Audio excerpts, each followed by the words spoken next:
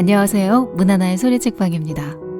오늘 함께할 책은 하버드대학 심리학과 교수이면서 동시대 가장 위대한 심리학자로 꼽혔던 B.F. 스키너의 50 이후 인생을 결정하는 10가지 힘입니다. 이 책은 지금은 고인이 되셨죠. 스키너 교수가 78살의 나이에 썼던 논문의 내용인데요. 그 당시 발표했었던 노년기의 지적 자기관리라는 제목의 논문이 큰 관심을 끌면서 언론의 방송 요청이 쇄도했고, 이를 계기로 해서 대중들이 보기 쉽게 관련 내용을 재집필해야 되겠다라고 생각해서 이 책이 발간되게 됐다고 합니다. 그 자신이 노인이었기 때문에 노인으로 살아본 본인의 삶이 그대로 녹아있어서 더 신뢰가 가는데요.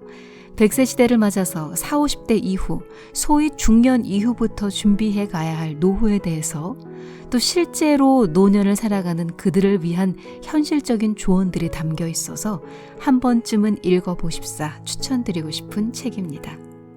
이 책을 번역해서 옮긴 분이요, 우리나라의 대표적인 정신과 의사 이시영 박사더라고요. 개인적으로 이 책에 대한 기대감이 한층 높아진 대목이기도 합니다. 그리고 지금 보이는 영상은요, 제가 며칠 전에 제주도에서 직접 촬영한 영상입니다.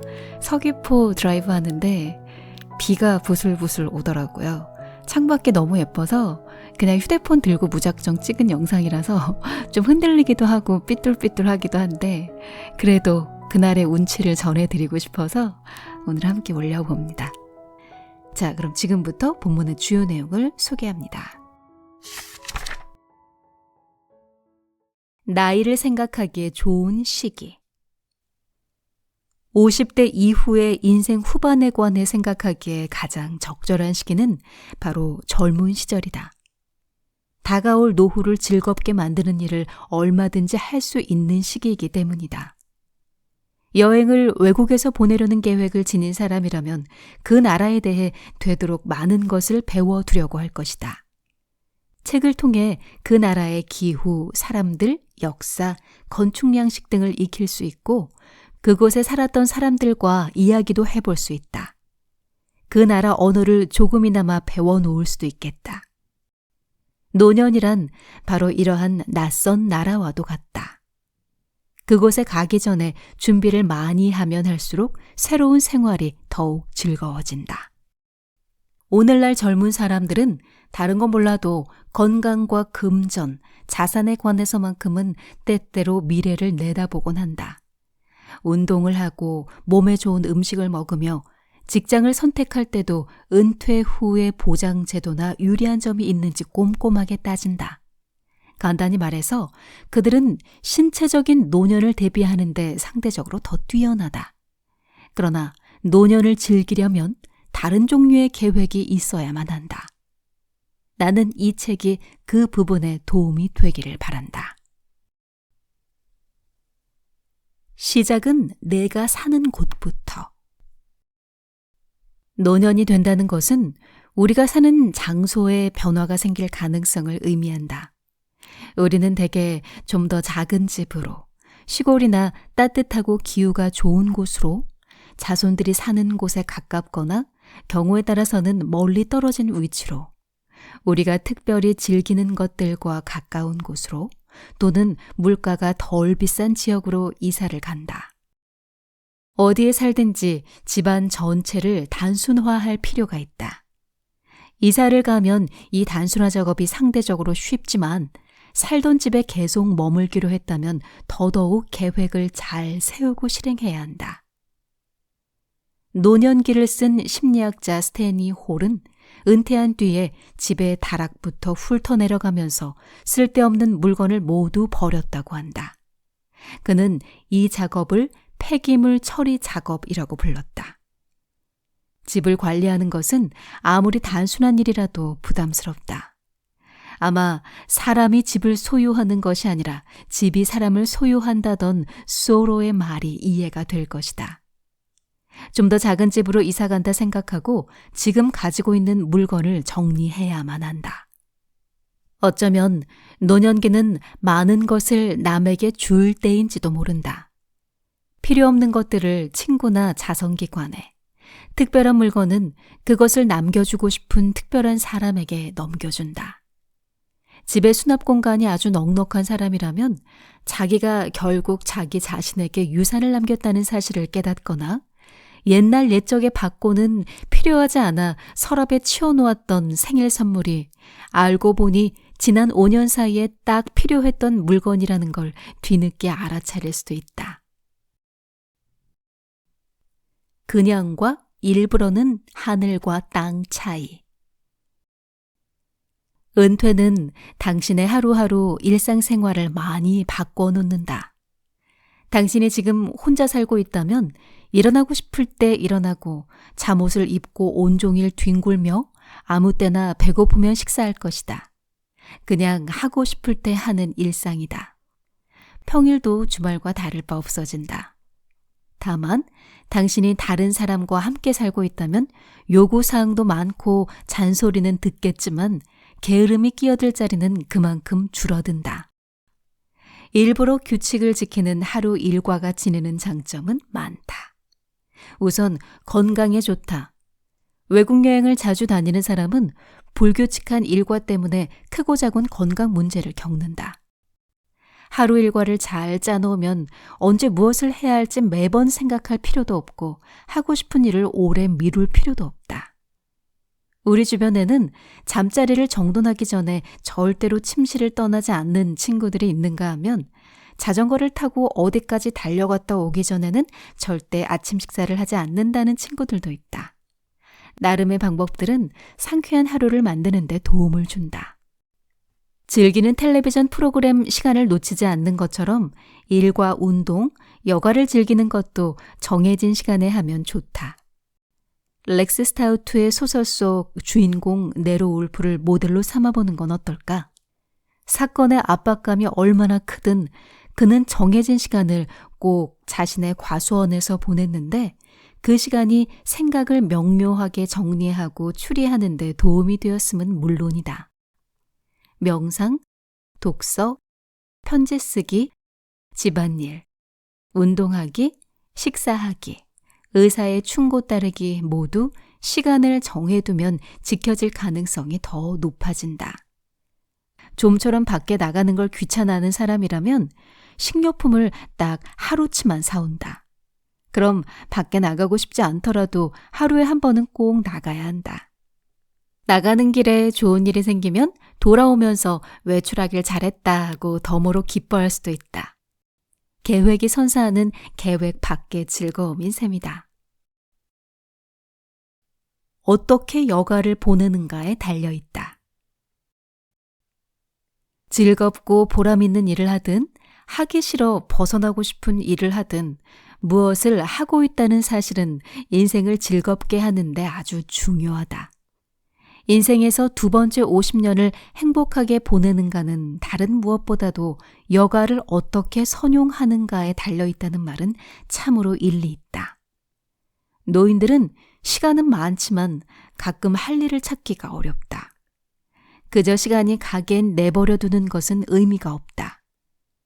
철학자 소로는 우리가 시간을 죽일 수는 없다고 했으나 아무 일도 하지 않고 시간을 그대로 보내는 것이 우리가 즐길 수 있는 남은 시간을 없애버리는 일임은 분명하다. 우리는 시간을 유익하게 보내는 방법을 찾을 필요가 있다. 물론 이것은 금전사정과도 관계가 깊다. 하지만 웬만한 부유층에 속한 사람이라고 해서 노년에 어떻게 시간을 의미 있게 보내느냐 하는 문제를 딱히 훌륭하게 해결하는 것도 아니라는 사실은 나름대로 위안이 된다. 물론 그들이 여가 시간에 여러 가지 일들을 더 많이 누릴 수야 있겠지만 그렇다고 뚜렷하게 더 행복해지지도 않는다. 그러니 제한된 자원만을 가지고서도 많은 일을 할 수 있다. 예전에 악기를 연주해 본 적이 있거나 신화소설을 써봤거나 그림을 그리거나 우표를 모은 적이 있다면 그 일을 다시 시작해보라. 도시의 흔한 도서관에는 책 이외에도 많은 자료가 있다. 도서관은 우리가 생각하는 것보다 훨씬 좋은 내용들로 가득하다. 그래도 할 게 없다고 생각되면 새로운 것을 배워라. 도시마다 제법 훌륭한 성인 교육 프로그램이 많다. 나아가 좀 다른 생활을 해보도록 노력하라. 전에 읽어보지 못했던 분야의 텔레비전 채널, 신문이나 잡지 또는 책들을 읽어보라. 시간의 이점을 활용해 꽤나 긴 장편 소설에 도전해보는 것은 어떨까? 여가를 위한 시간이 생긴 지금이야말로 고급 취향을 기를 만한 좋은 시기다. 창조력을 살리는 한 가지 방법.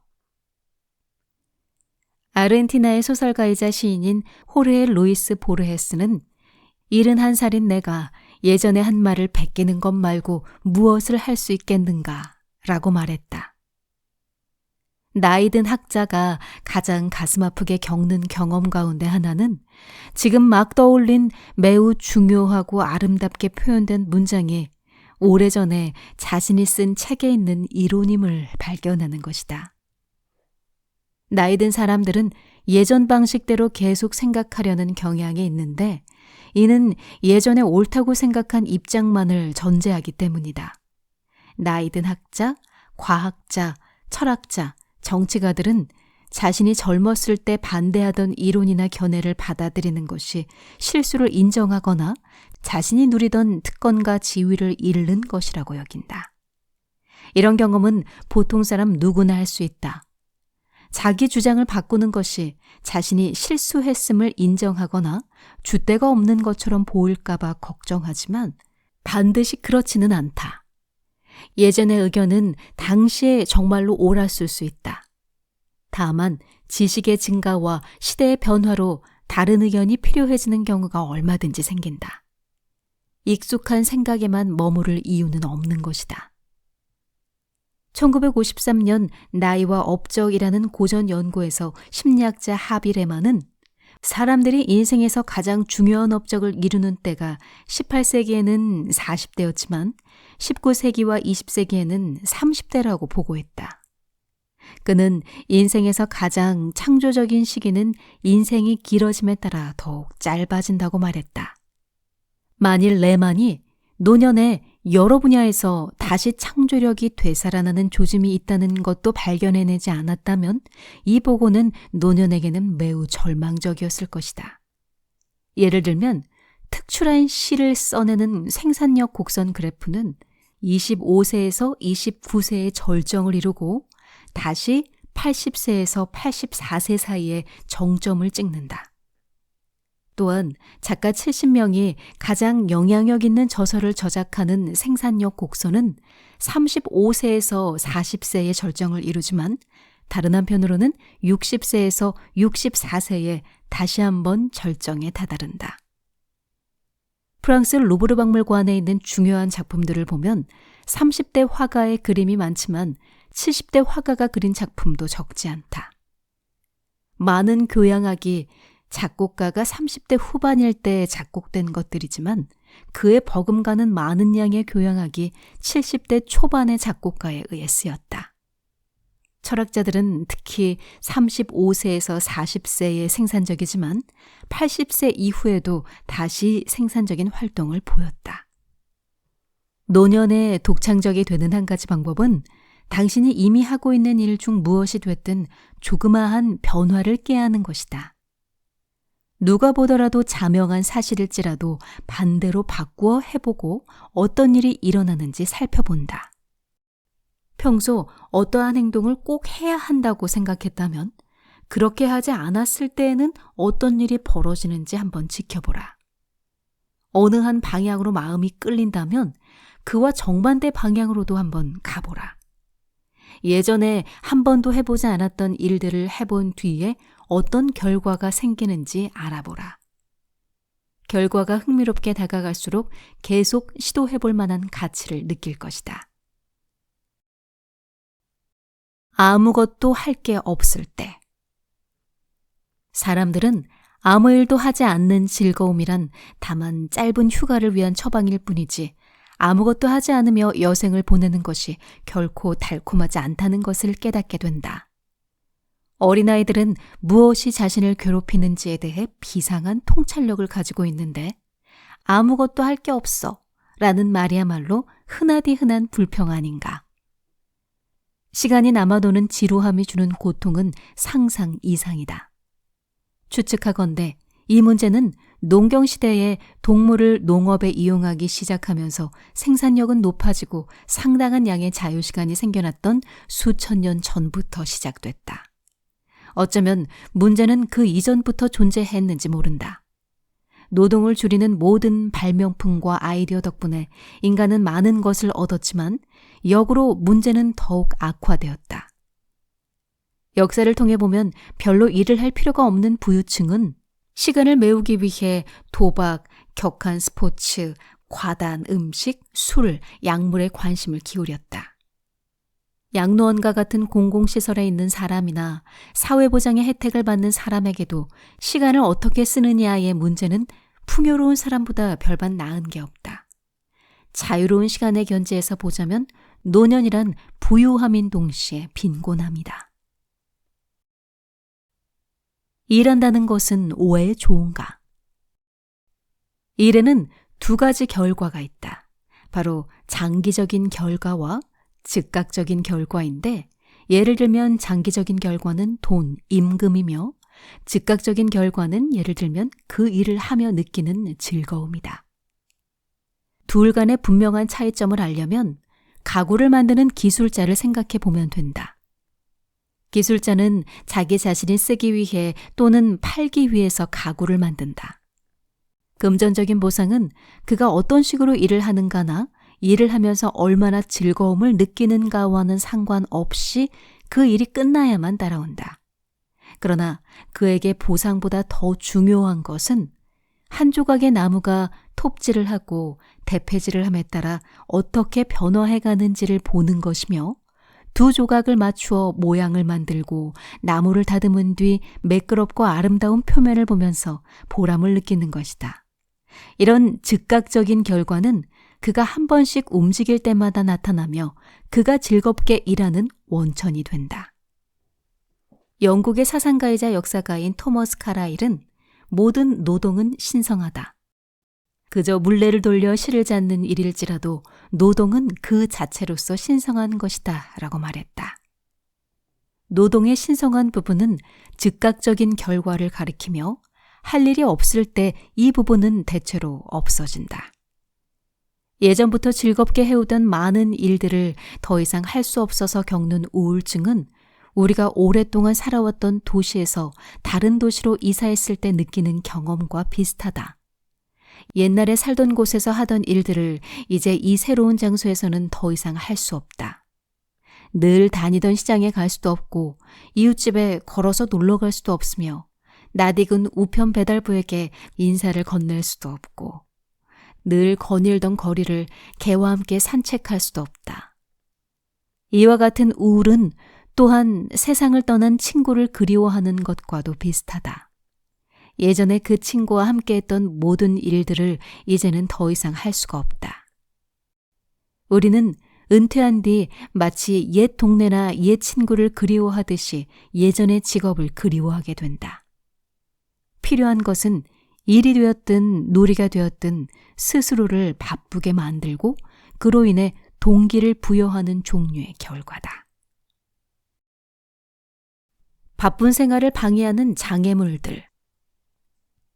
주위의 다른 사람들이 선의를 가지고 우리를 돕기 시작하면 바빠지기가 더욱 힘들다.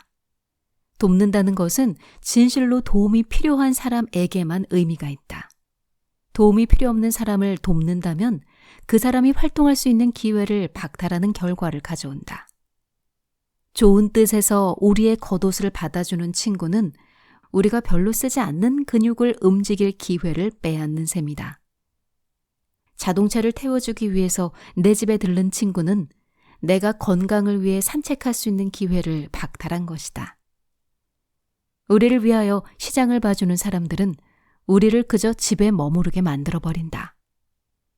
도움을 거절하기란 매우 힘들다. 왜냐하면 도움을 받아들이기가 거절하기보다 쉬울 뿐만 아니라 그래야 상대방의 감정을 상하게 하지 않기 때문이다. 그러나 진실로 도와주고 싶어하는 친구라면 우리가 스스로 일하기를 원한다는 것을 알고 기뻐할 것이다. 은퇴로부터 은퇴하라. 노인이 되어서 줄어드는 신체 기능과 체력에 적응하는 이상적인 방법은 날마다 일하는 시간을 조금씩 줄여가는 것이다. 줄여간다는 것이 때때로 문제가 되기도 한다. 일하는 속도도 당신이 젊었을 때 배운 것이다. 그 속도가 이제는 당신에게 버거울지 모를 텐데 막상 변화를 주기도 힘들다. 그렇다면 익숙한 일들을 하면서 몇 분 동안 아주 천천히 움직여 보라. 동물원에서 곰을 본 적이 있다면 잠깐씩 그 곰을 모델로 삼아 보라. 그러면 당신은 예전과는 조금 다른 식으로 일하는 감각을 느끼고 지금의 당신에게 좀 더 합당한 속도를 찾는 데 큰 도움이 될 것이다. 만일 갑자기 은퇴를 강요받는다면 다른 곳에서 같은 종류의 일을 할 수 있는 기회를 찾아보라. 당신이 더 이상 현장에서 일할 수가 없기 때문에 은퇴를 했다면 다른 사람을 가르치는 방법을 모색해보라. 야구선수는 매니저가 될 수도 있고 축구선수는 코치가, 사업가는 사업 고문이 될 수 있다. 과거에 해왔던 종류의 일을 찾기 힘들면 새로운 것을 시도해보라. 첫눈에는 새로운 일이 매력적으로 보이지 않을 수도 있다. 하지만 좋아 보여서 시작한 일도 막상 적성에 맞지 않아서 불행하게 사는 사람들이 많다. 또 한편으로는 자신이 좋아할 수 있는 일인데도 그것을 알지 못하고 기권해버리는 사람도 있다. 당신이 해왔던 일도 처음 시작했을 때는 그저 그랬지만 그 일에 익숙해지면서 좋아졌을지도 모른다. 그 다음은 당신이 할 수 있는 일을 찾아라. 그러면 그 일을 잘하게 되는 동시에 즐기고 있는 자신을 발견할 것이다. 만일 그 일이 어렵거나 실패할까봐 두렵거든 천천히 시작하라.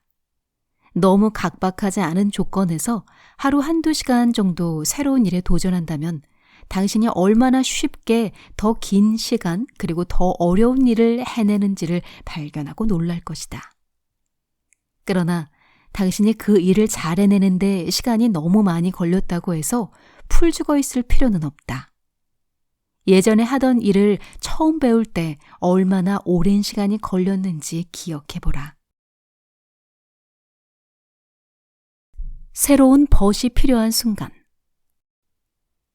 나이가 들어감에 따라 노년의 삶을 더불어 누리고 있는 친구들이 줄어들거나 여러 사람을 만나기 힘들어져 예전보다 만나는 친구들이 적어졌다면 과거의 친구들에게 연락을 취해보는 것도 꽤 가치가 있다.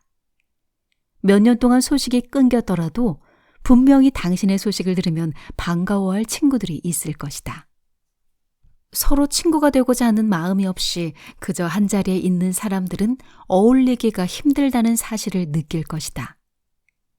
은퇴 시기가 되면 이런 문제는 남편과 아내 사이에서도 일어날 수 있다. 부부가 함께 보내는 시간이 갑자기 많아지기 때문이다.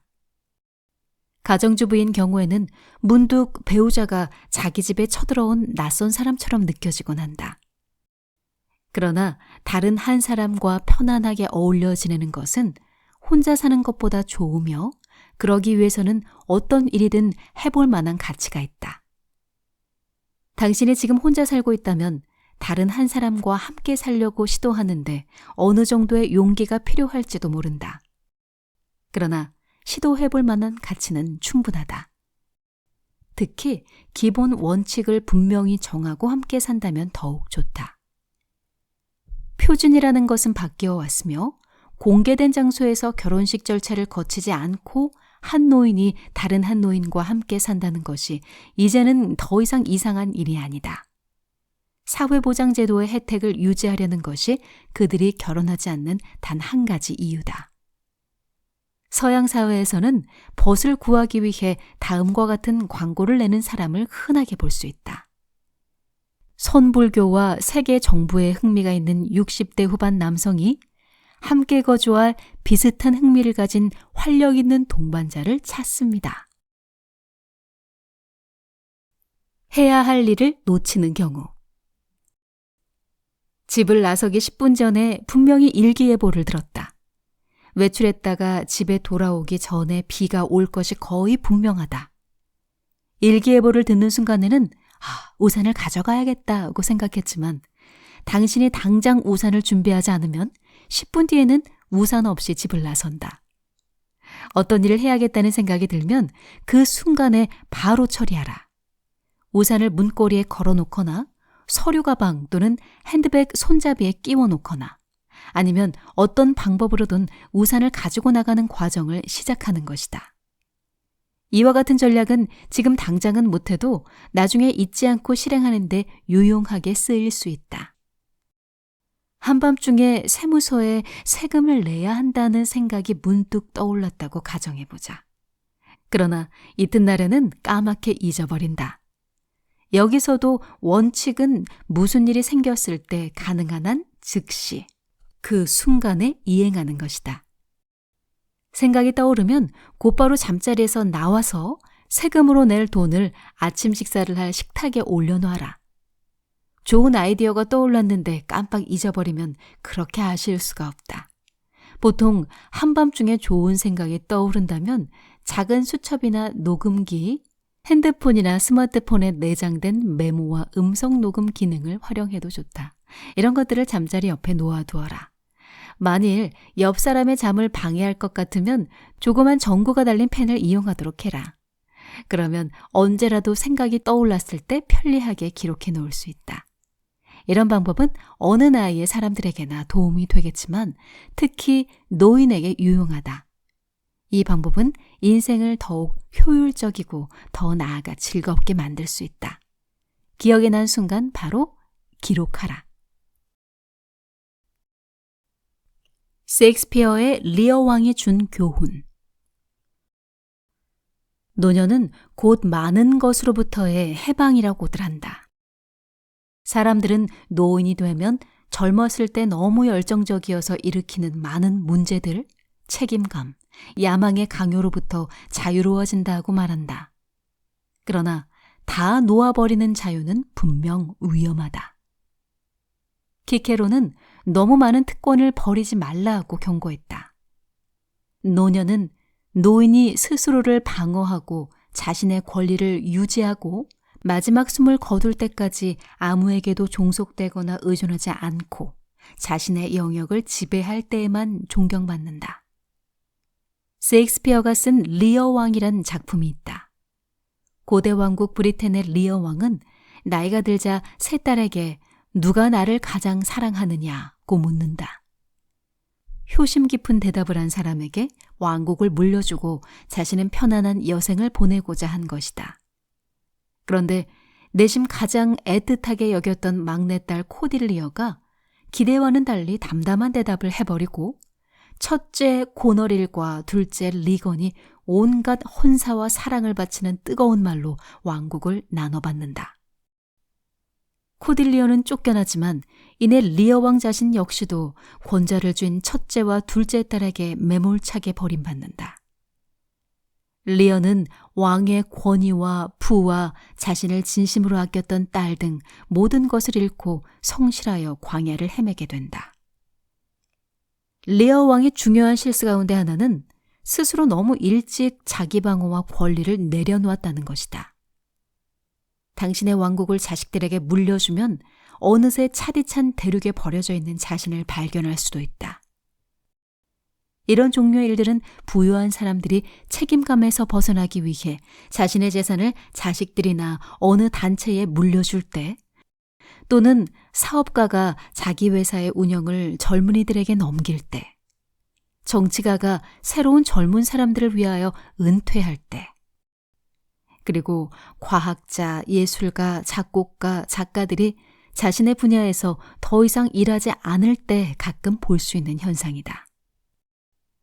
그들은 리어 왕만큼 비천하게 취급되지 않을지는 모르지만 사람들이 자신을 얼마나 빨리 잊을 수 있는지 그 속도에 놀랄 것이다. 그렇다 하더라도 노인은 많은 책임감, 강한 열정, 그리고 치솟는 야망으로부터 상대적으로 자유로워진 노년을 즐길 수 있다.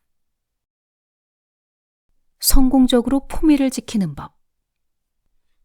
거친 땅을 덜컹거리면서 달리는 지프차를 타고 가면서 근엄한 태도를 유지하는 장군이나 부주의한 시종이 옷에 샴페인을 쏟았을 때 태연한 척할 수 있는 여왕. 이들은 모두 품위를 지켰다는 점에서 존경을 받는다. 삶에는 일시적인 심란함에 우선하며 궁극적으로 더 중요한 것이 존재한다. 어찌 보면 노인들은 늘 덜컹거리는 지푸차를 타고 있고 머리 위에는 늘 엎지를 것을 이고 다니는지도 모르겠다. 그래도 몇몇 노인은 성공적으로 품위를 지킨다. 늙어 보인다는 것은 곧 볼품없어 보인다는 것을 뜻할 때가 많다. 젊어서 매우 매력적이었다면 오래전 길을 걸을 때 사람들이 당신을 다시 한번 돌아보지 않고는 지나치지 못했던 그때를 기억할 것이다. 실제 나이보다 젊어 보이고 싶어하는 노인들의 욕구야 그리 놀랄 만한 것도 아니다. 그러나 현실은 젊어 보이려고 노력하면 할수록 당신이 나이 들어 보인다는 사실을 직시하기가 더욱 어려워질 뿐이다. 젊어 보이는 것은 적어도 위험하지는 않지만 젊게 행동하는 것은 위험천만하다. 10년이나 젊은 사람처럼 가볍게 버스에 올라타려는 행동은 품위를 잃는 것 이상을 초래할 수 있다. 누군가 말하기를 젊은이들이 느끼는 그 어떤 즐거움이 노인에게는 죽음의 고통 위에서만 즐길 수 있는 것이라고 했다. 당신이 정말 나이가 든 것이 분명하다면 이제 늙은 모습이 매력 있게 보이도록 노력하라. 가발을 써야 한다면 자기 나이에 맞는 머리색을 고르는 것이 좋다. 회색이나 백색의 머리는 어떠한 색의 옷이나 넥타이에도 잘 어울리며 기품이 있다. 만일 당신이 현재의 나이를 정말로 즐기고 있다면 젊어 보인다는 말에 기뻐하는 것은 말이 안 되지 않겠는가? 그 연세처럼 보이지 않아요 라는 칭찬에 적절한 대답은 내 나이의 사람들은 이렇게 보인답니다. 이다. 젊어 보이려고 아무리 노력해도 그렇게 되는 사람은 그리 많지가 않다. 자기 나이처럼 보이고 행동하고 말을 해야 하는 이유는 충분하다. 그렇게 할 때 당신은 품위를 지킬 수 있기 때문이다. 언제나 재미있는 면을 본다. 우리는 유머 감각이라고는 전혀 없는 사람들을 알고 있다. 물론 우리 자신이 유머 감각이 없다면 유머 감각이 없다는 것조차 눈치채지 못했을 것이다. 반면에 인생 자체가 끊임없는 익살인 사람도 알고 있다. 도대체 유머 감각은 타고나는 것인가 아니면 경험에서 우러나오는 것인가? 더욱 관심이 가는 질문은 나이가 들어서도 그런 재주를 얻을 수 있는가 하는 것이다. 모든 일이 잘 풀리지 않은 날 우리는 집으로 돌아와서는 연인이나 가족에게 그날 일에 대해서 불평하거나 유머로 그 일들을 이야기한다. 이 두 태도의 결과에는 커다란 차이가 있다. 우리가 불평하면 일은 점점 더 어려워지는 반면 유머로 넘겨버리면 그 재수 없는 날의 저녁만큼은 그래도 즐거운 시간으로 바뀐다. 우리가 우습다고 하는 일들은 우리가 불쾌하고 고통스럽다고 부르는 일들의 다른 모습일 뿐이다. 젊은 친구가 엉덩방아를 찢는 모습은 우스운 일이지만 엉덩이 뼈가 부러졌다면 결코 우스운 일이 아니다. 우리말을 못하는 외국인의 이상한 문법은 듣기에 재미있으나 이해할 수 없는 연설은 듣기에 괴롭다. 위트 있는 말은 고지고대로 받아들이지 않는다면 당신을 즐겁게 해준다. 그러나 심각하게 받아들이면 모욕을 당했다고 생각할 수도 있다. 어떤 이야기가 재미있게 들리느냐, 불쾌하게 들리느냐는 경우에 따라 다르다. 그 말을 듣기 전에 웃고 있었다면 계속 웃게 되기 쉽다. 그렇기에 재미있고 우스운 텔레비전 프로그램은 방청객을 위해서 방송 전에 특별히 바람잡이 연예인을 내세워 웃을 수 있는 분위기를 만든다. 사람들에게 노년이 재미있다고 생각하도록 만드는 것은 의심할 바 없이 어려운 일이다. 그러나 재미있는 텔레비전 쇼를 보거나 재미있는 친구들과 더 많은 시간을 보내는 모든 일들이 노년의 순환에 관한 이야기나 사망 기사를 읽는 것보다 훨씬 낫다. 노쇠에 따른 여러 가지 약점은 심각하게 받아들여야 한다. 그러나 재미있는 면을 봄으로써 그 아픔에서 벗어날 수 있을 때는 언제든지 그렇게 해야 한다. 너무 불쾌하지 않았던 일화를 가지고 연습하는 것부터 시작하는 것이 어떨까? 거기서 성공한다면 당신은 예전에 불쾌하다고 생각했던 일들마저 소재로 삼아 사람들을 웃게 만들 수 있을 것이다. 네, 오늘 내용은 여기까지입니다. 오늘은 하버드 심리학 거장의 마지막 강의이죠. 50 이후 인생을 결정하는 10가지 힘에 대해서 소개해드렸습니다. 저작권 보호를 위해서 소개할 수 있는 분량이 한정돼 있어서 아쉽지만 오늘 여기까지 소개하겠습니다. 기회가 되시면 책을 구해서 전문을 읽어보셔도 좋겠습니다. 문화나의 소리책방은 여러분의 평온하고 행복한 내일을 응원합니다. 다음에도 좋은 내용으로 찾아올게요. 다음 내용이 기대되신다면 구독과 좋아요 눌러주세요. 고맙습니다.